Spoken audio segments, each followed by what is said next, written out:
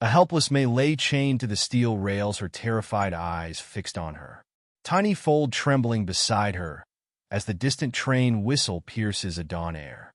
She stretches her neck toward her baby one last time, knowing these may be their final moments together. Who could commit such a cruel act, and will anyone find them before it's too late? Glowing Star, subscribe to witness an extraordinary journey of survival, redemption, and the healing power of love that will touch your heart in ways you never expected.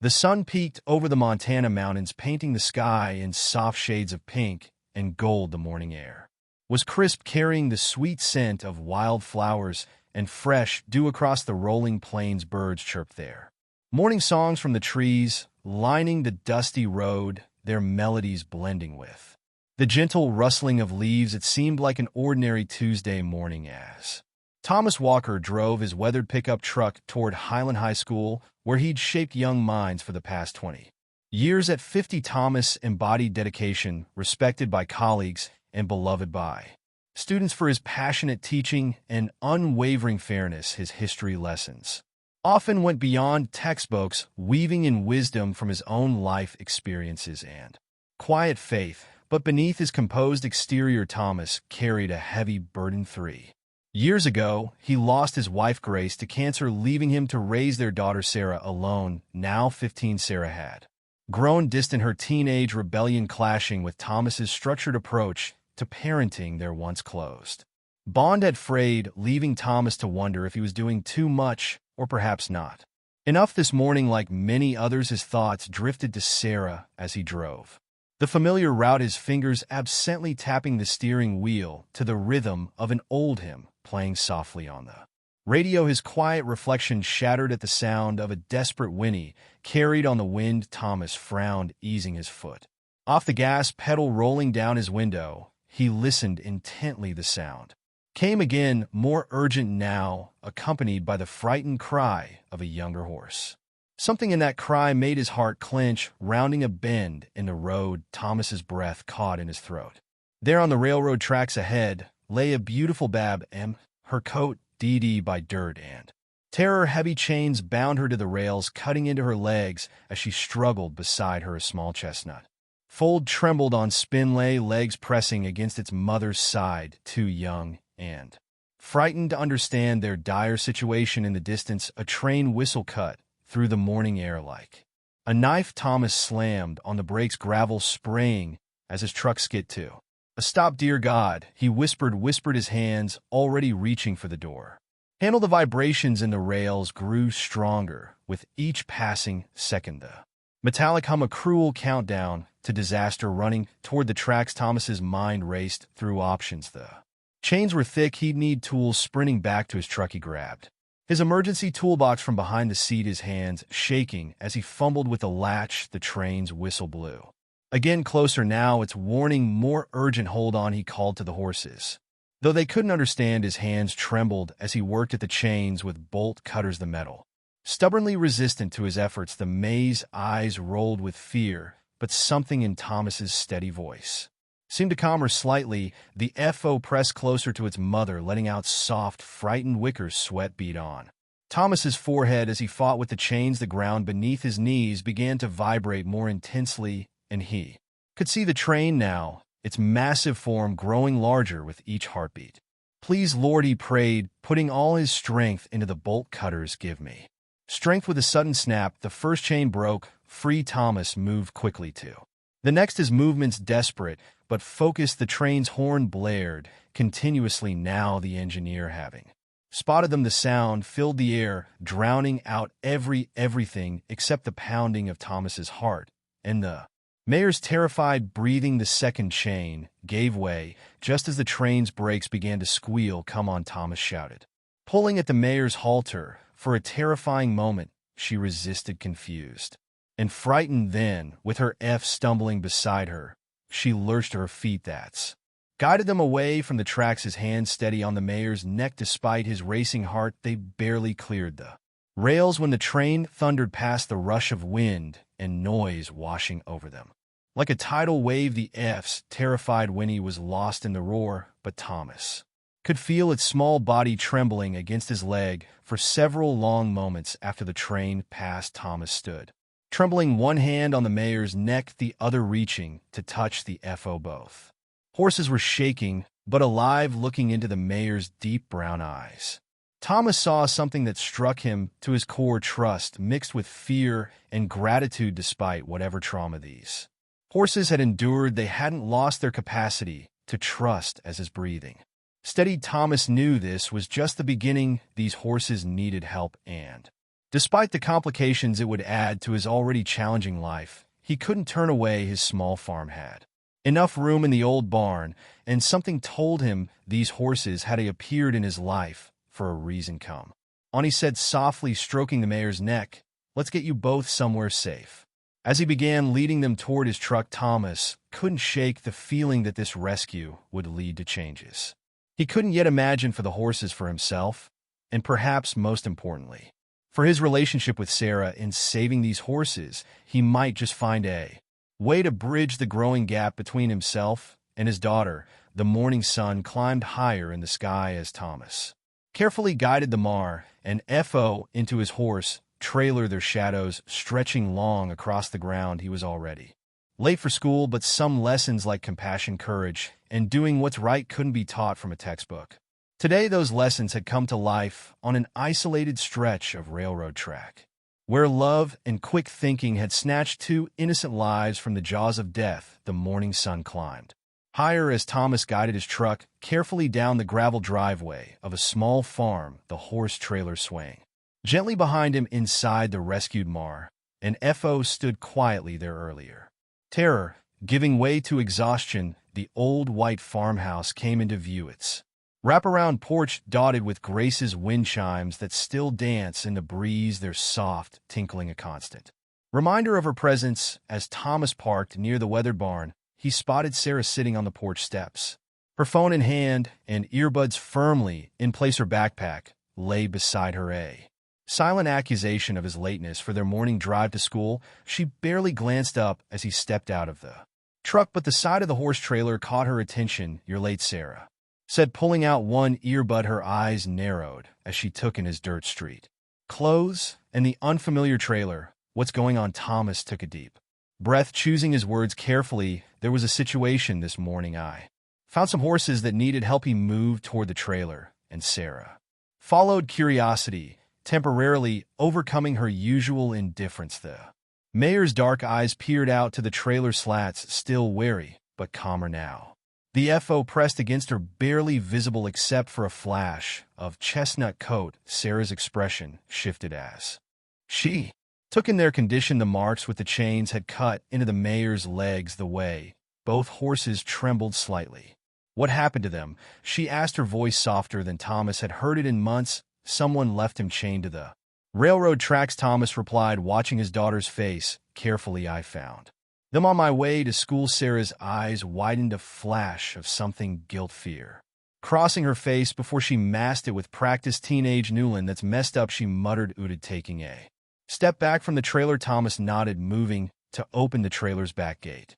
"They need care and a safe place to recover. I thought we could help them."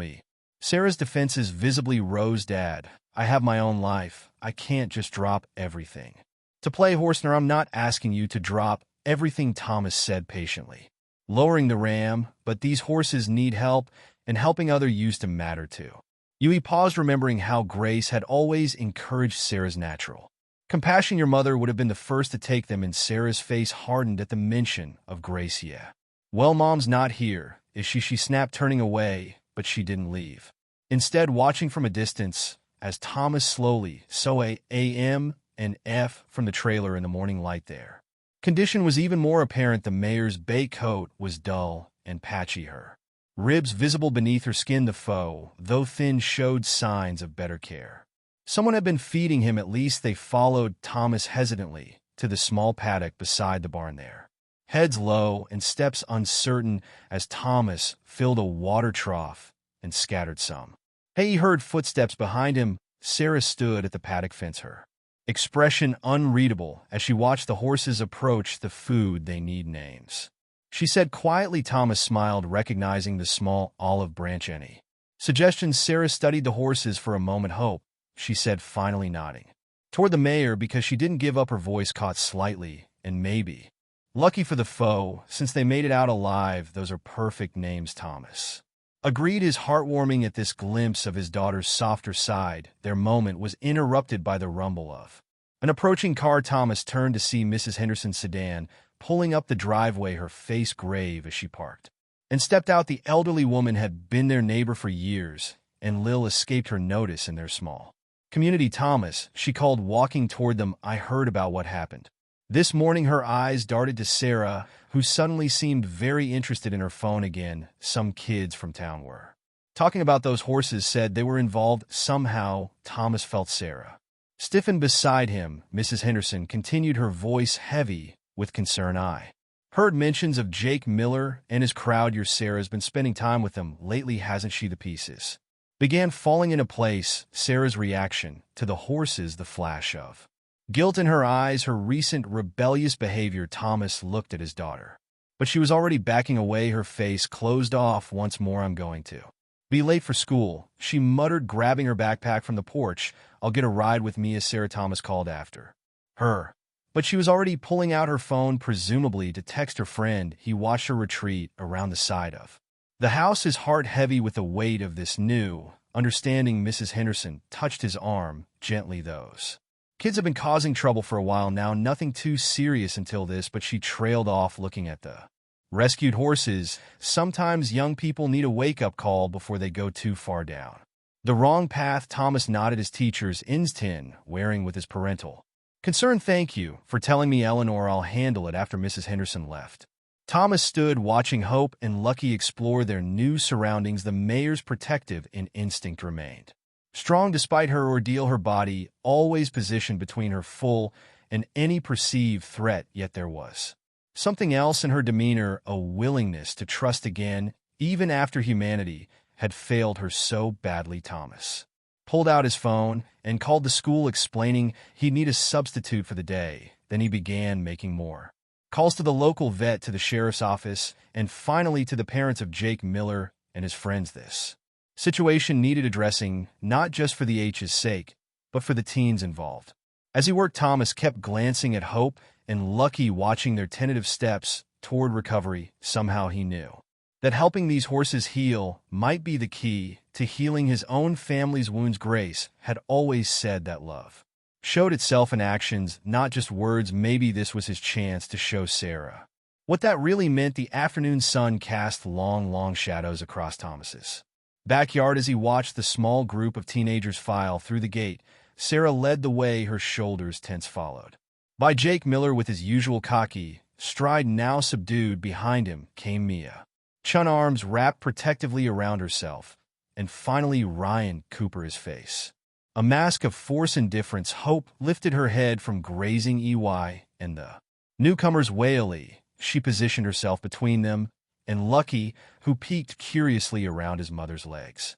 Thomas noted how the mayor's instincts mirrored his own desire to protect these misguided youth, even as he prepared to confront them about their actions. Thank you all for coming, Thomas began, his voice steady but firm. The teens clustered uncomfortably on the weather-decked chairs he'd arranged in a semicircle. We need to talk about what happened to these horses. Jake shifted in his seat, the first to break the tense silence. Look, Mr. Walker, it wasn't supposed to go this far. It was just supposed to be a prank. A prank? Thomas's voice sharpened. You chained AM in her Foal to railroad tracks. Do you understand what could have happened? Mia sniffled quietly, wiping at her eyes. We didn't mean for them to get hurt. We were just mad because she trailed off, glancing at Jake. Because what? Thomas pressed, watching their faces. Care why? Because they kept getting into the feed at Jake's family stable. Ryan spoke up, his arms crossed offensively. The mayor would breaking at night, trying to feed her FO. Mr. Miller was getting angry about it. Thomas looked at Jake, who seemed to shrink under his gaze. Is that true? Jake nodded reluctantly. Dad said we needed to do something about them, but he meant like calling animal control or whatever. It was my idea till he swallowed hard, to teach them a lesson, and you all went along with it. Thomas turned to Sarah, who hadn't spoken, yet she sat rigid in her chair, staring at the ground. I didn't know what they were planning. At first, she whispered. When I realized I was Scared to say anything, I didn't want them to think I was weak. Thomas closed his eyes briefly, his heart aching for all of them, these children who'd lost their way and the horses who nearly paid the price for it. When he opened them again, he saw Hope watching them intently. As if she understood every word. "Come with me," he said, standing. The teens exchanged uncertain glances, but followed as he led them to the paddock fence. "Look at them, really look." In the golden afternoon light, the marks of neglect and abuse were clear on Hope's body, the rope burns on her legs, her protruding ribs, the dull coat that spoke of months of malnutrition. Yet there was dignity in the way she held herself and fierce love in how she guarded her FO. She was just trying to survive. Thomas said softly to keep her baby alive, and your response was to condemn them both to death. Mia began crying openly. Now Ryan's carefully maintained mask cracked, showing genuine remorse. Jake stared at his hands, unable to meet anyone's eyes. "The question now," Thomas continued, "is how you're going to make this right. How can we?" Sarah asked, her voice small. "We can't undo what we did." Thomas turned to face them. "No, you can't, but you can help these horses heal. You can learn from this mistake and become better people because of it." He paused, letting his words sink, "and starting tomorrow, you'll all be helping me care for Hope and Lucky." What? Jake's head snapped up. "You can't make a dash." "Actually, I can." Thomas interrupted. "I've spoken with all your parents, and they agree this is better than the alternative of pressing charges. You'll be here every day after school and on weekends, helping with feeding, grooming, cleaning, whatever these horses need." The teens absorbed this in silence. Finally, Ryan spoke up. "For how long? Until they're healthy and strong again, until you understand what it means to take responsibility for another life." Thomas's voice softened. "And maybe until you understand why what you did was so wrong." He gave him a moment to process this before continuing. "We start tomorrow. You'll learn proper horse care, safety rules, and how to earn back their trust. This isn't punishment. It's an opportunity to make amends." As if understanding she was being discussed, Hope approached the fence cautiously. Lucky followed, his natural curiosity beginning to overcome his fear. The teens watched transfixed as the horses drew closer. "She's beautiful," Mia whispered, reaching out slowly before pulling her hand back. "She is," Thomas agreed, "and she's giving you a second chance by being willing to trust humans again. Don't waste it." The sun was setting as the teens prepared to leave, their usual bravado replaced by quiet thoughtfulness. Thomas watched them go, noting how Sarah lingered behind Dad. She said hesitantly, "I'm sorry, not just about the horses, but everything." Thomas pulled her into a hug, something she hadn't allowed in months. "No, sweetheart, we'll figure this out together." As they stood there hoping, Lucky grazed peacefully in the paddock, the evening light turning their coats to burnished copper and gold. Thomas thought about Grace, about how she'd always believed in the power of redemption and second chances. Somehow, he knew she would have approved of the solution, using love and responsibility to heal not just the horses, but the wounded spirits of these young people as well. Tomorrow would bring its own challenges, but for now, in the gathering dusk of the Montana evening, Hope seemed to hover in the air like a tangible presence. It whispered of healing, of growth, and of the possibility that sometimes the worst mistakes could lead to the most beautiful transformations. The early morning mist clung to the grass as Thomas stepped out onto the front porch, 2 steaming mugs of coffee in hand. To his surprise, Sarah was already there, leaning against the railing and watching Hope and Lucky in the paddock. She accepted the offered coffee with a small smile, a gesture that would have been unthinkable just a few weeks ago. "They're looking better," she said softly, nodding toward the horses. She was right under their daily care. Hope's cot had begun to regain its shine, and Lucky was growing stronger by the day. Thomas leaned against the railing beside her. "There, you kids are doing a good job with them." The transformation wasn't limited to the horses. Over the past 3 weeks, Thomas had watched the teens change in ways that filled his heart with quiet pride. Jake, who had arrived that first day with rehearsed apologies and barely conceal resentment, now spent hours crafting enrichment toys for the horses from old barrels and ropes. His genuine laugh when Lucky investigated his latest creation was a far cry from his former sardonic smirk. Mia, one so timid she jumped at Hope's every movement, had discovered a natural talent for gentle handling. The mayor would now lower her head to Mia's touch, enjoying the careful grooming sessions that help restore her coat to its natural luster. Ryan, despite his initial standoffishness, had proven to be methodical and observant. He was usually the first to notice if something was off, a slight limp, a change in appetite anew. Behavior. His quiet dedication had earned Li's complete trust, the FO often following him around the paddock like a gangly shadow, and Sarah Thomas glanced at his daughter, noting how the morning light caught the auburn highlights in her hair, just like Grace's. The biggest change had been in her working with the horses, had cracked open something that had been sealed tight since her mother's death, allowing glimpses of her former warmth to shine through. Mom would have loved them, Sarah said, suddenly breaking into Thomas's thoughts, especially Lucky. She always had a soft spot for the little ones. Thomas's throat tightened. They rarely spoke of Grace these days. She would have, he agreed. Remember how she used to nurse every injured bird and stray cat in the neighborhood? Sarah laughed softly.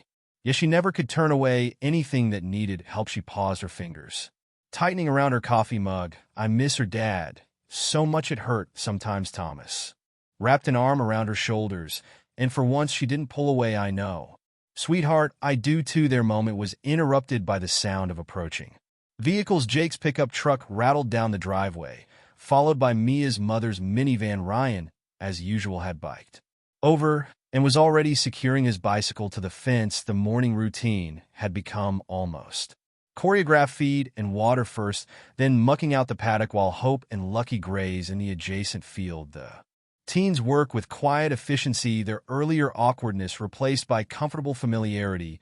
Mr. Walker, Mia called out, her voice excited. Come look at this. Thomas walked over to where she stood by the fence. Hope had approached on her own, something she rarely did with anyone except Sarah. The mayor stretched her neck over the rail, gently lipping at Mia's sleeve. She trusts you, Thomas said, smiling at Mia's evident joy. After what we did, Mia's voice caught. I didn't think she ever would. Horses live in the present, Thomas explained. They respond to who we are now, not who we were yesterday. It's a lesson we could all learn from. Later that morning, as the teens took a break on the porch, Thomas overheard snippets of their conversation. They were discussing Lucky's progress, debating whether he was ready to start basic halter training. Their words were peppered with terms they'd learned from books and videos, their enthusiasm evident in their animated gestures. Remember how scared he used to be? Jake asked, watching the FA frolic around his mother. Now look at him. We were the ones who made him scared, Ryan pointed out quietly. A heavy silence fell over the group. Finally, Sarah spoke up. Yeah, we did. But we're also the ones helping him feel safe again. That has to count for something, right? Thomas pretended to be busy with some tools nearby, smiled to himself. The lessons he'd hoped they learn were taking root, growing alongside the strengthening bonds between humans and horses. The afternoon sun was high when Thomas received an unexpected visit from Mrs. Henderson. She stood at the paddock fence watching the teens work with the horses. Remarkable, she said, shaking her head in wonder. A month ago, these were the same kids terrorizing the neighborhood. Now look at them. Thomas followed her gaze. Jake was demonstrating a new groundwork exercise. He researched his movements, careful and deliberate. Mia and Sarah worked together, brushing Hope's man, their quiet chatter punctuated by occasional laughter. Ryan sat in the grass, sketching Lucky in a notebook, a hidden talent none of them had known about until now. Sometimes people just need a chance to be better than their mistakes, Thomas replied, thinking of Grace's words from long ago. Mrs. Henderson nodded sagely. And sometimes it takes a force to teach us what it means to be human. As the day drew to a close, Thomas watched Sarah linger in the paddock, saying goodnight to Hope and Lucky. The mayor gently nuzzled her shoulder while the foe pranced around them, both full of evening energy. Dad, Sarah called out, do you think we could keep them even after they're fully recovered? Thomas walked over to join her. You know, I've been thinking about that too. This place has been pretty quiet since we lost the old gilding last year. He reached out to stroke Hope's neck. But it's a big responsibility. I know, Sarah said quickly.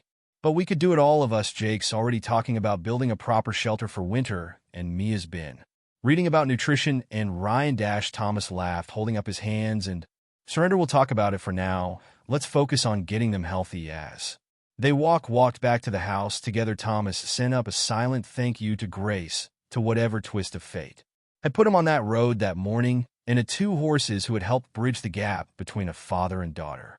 One gentle step at a time, the golden autumn sunlight streamed through the barn windows as Thomas watched Sarah lead Hope through a gentle lunging exercise. The mare's coat gleamed with health, now her movements fluid and confident as she responded to Sarah's quiet demands. In the paddock, Lucky played with his new companion, a blue barrel that Jake had converted into a rolling toy complete with rattling treats inside. "She's ready," Sarah announced, bringing Hope to a graceful halt. The mare's ears flicked forward attentively, a far cry from the terrified creature they rescued months ago.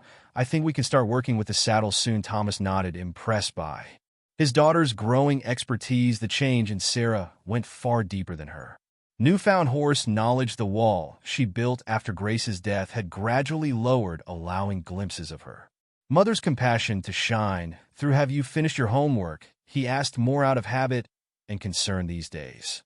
Sarah managed your responsibilities with surprising maturity. "Did it during study hall," she replied, rewarding Hope with gentle strokes along her neck. "I wanted to have enough time with them before the others got here." As if on cue, the familiar sound of vehicles approaching drifted across the property. Jake's truck pulled up first, followed by Mia's bike and Ryan's distinctive footsteps on the gravel path. "Mr. Walker," Jake called out, practically bouncing with excitement. "Wait till you see what I found." He pulled a rolled-up paper from his backpack, spreading it across a hay bale. It was a detailed blueprint for a winter shelter, clearly researched and carefully drawn. "My dad said he'd help us build it," Jake explained, pointing out features. "He's actually pretty impressed with how we've been handling everything." Thomas studied the plans, noting the thoughtful details, proper drainage, ventilation, even a small feed room. "This is excellent work, Jake. Your father's right to be proud." Jake ducked his head, but not before Thomas caught his pleased smile. The boy's transformation had been remarkable, his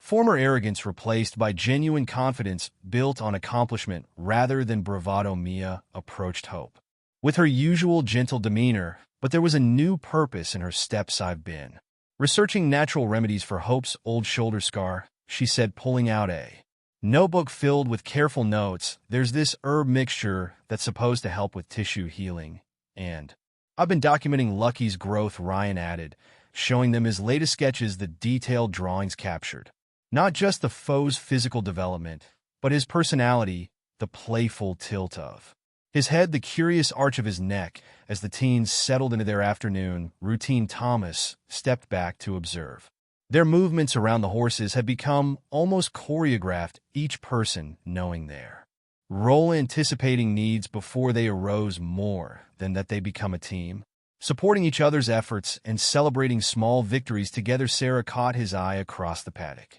and something in her expression reminded him so strongly of Grace that his heart caught. She walked over, brushing hay from her jeans. "You're thinking about Mom again, aren't you?" she asked softly. Thomas smiled. "That obvious, huh? You get this look," Sarah explained, leaning against the fence beside him. "Like you're seeing her instead of us." "Sometimes I see her in you," Thomas admitted. "The way you are with Hope, especially your mother, had that same gift for healing hurt things." Sarah was quiet for a moment, watching Lucky investigate Ryan's latest enrichment puzzle. "I used to be so angry after she died," she said, finally, "at everything, at you for trying to act like things could be normal again, at myself for not knowing how to fix it." Thomas waited, sensing she wasn't finished, but being here with Hope and Lucky, Sarah gestured to the peaceful scene before them. "It's like Mom showing us that broken things can heal different, maybe, but still whole." Tears pricked at Thomas's eyes before he could respond. A commotion from the paddock drew their attention. Lucky had solved Ryan's puzzle, triumphantly prancing around with his treat, while the others cheered. "Speaking of healing," Thomas said, composing himself, "I got some news from Dr. Martinez today." The teens gathered around, their faces expectant.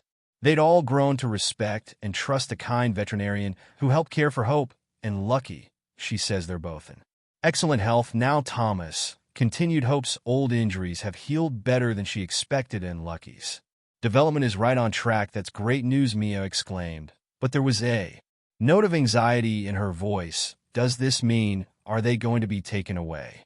Thomas looked at each of them in turn. These young people who had grown so much, learned so much, actually, that something We need to discuss Dr. Martinez. Know someone looking to rehome them. No, the protest came from all 14 simultaneously, but that's continued holding up a hand. I told her we might have a better solution. Right here, Hope chose that moment to walk over her soft muzzle finding Sarah's shoulder. Lucky trotted behind, still carrying his treat toy. Really?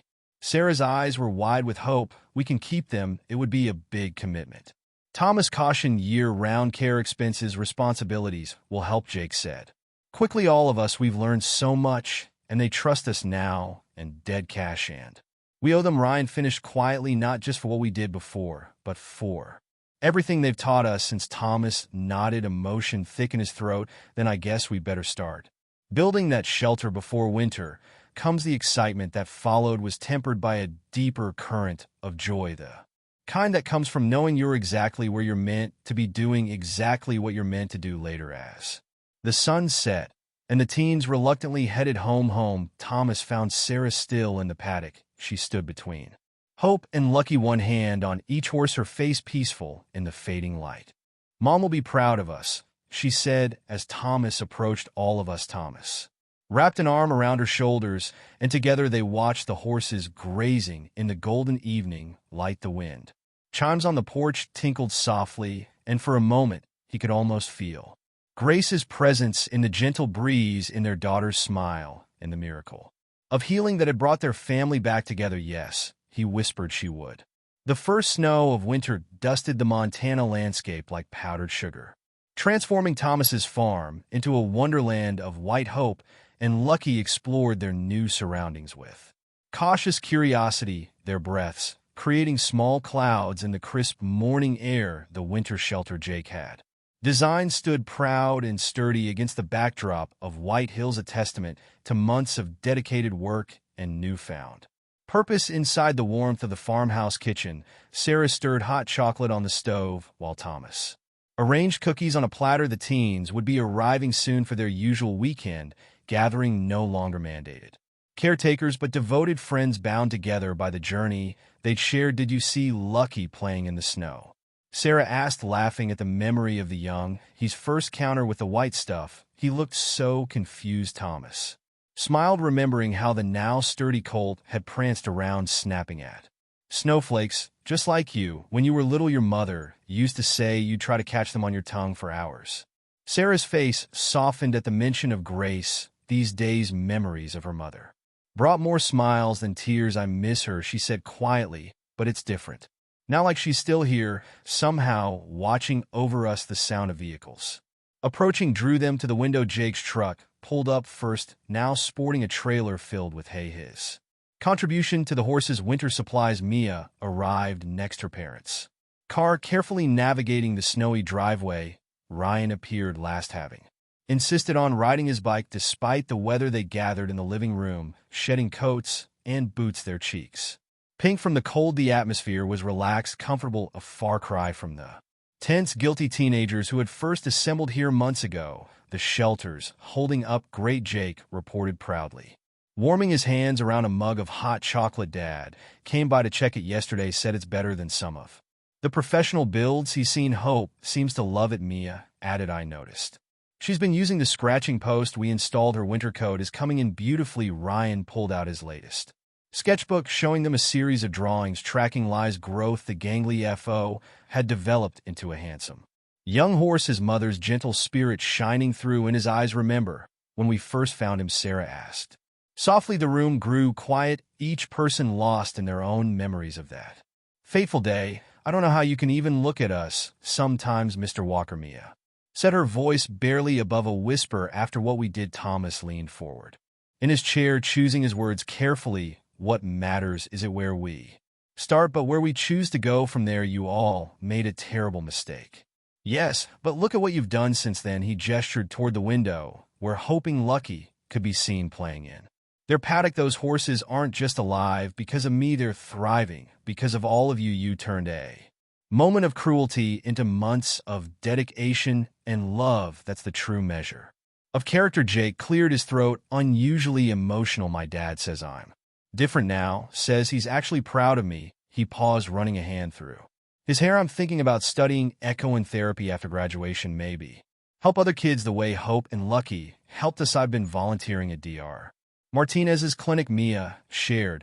She says, I have a natural touch with frightened animals, and I'm illustrating a children's book about rescue horses. Ryan added quietly about second chances. Sarah stood up suddenly, moving to the old piano that had sat silent since Grace's death. To everyone's surprise, she lifted the lid and sat down. Mom used to play this song, she said, her fingers finding the keys, about hope and redemption. The gentle melody filled the room, slightly hesitant at first, but growing stronger. Thomas felt tears prick his eyes as he watched his daughter play another piece of Grace's legacy coming back to life.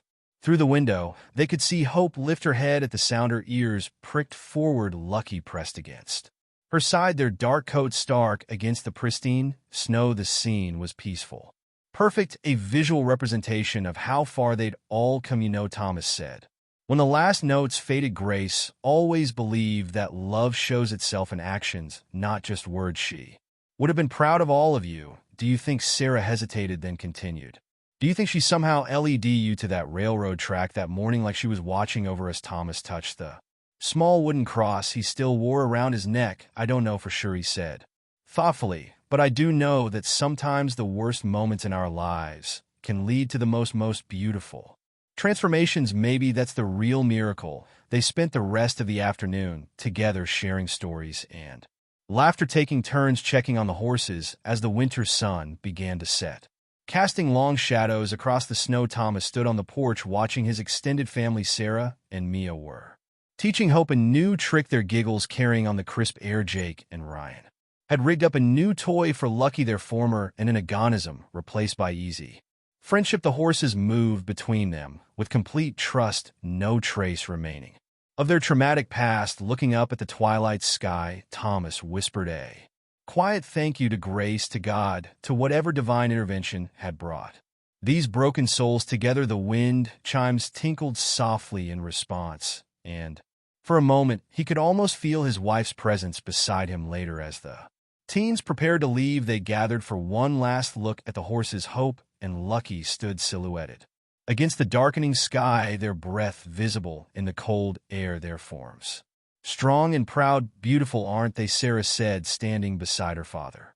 Yes, Thomas replied, but he wasn't just looking at the horses, he was seeing all of them, these young people who had grown so much. His daughter, who had found her way back to joy, to the family they had become. As the last car pulled away and the night settled over the farm, Thomas and Sarah walked back to the house together, their footsteps crunching in the fresh snow. The piano music drifted through his mind, a melody of healing and hope, while Grace's wind chime sang their eternal lullaby to the stars.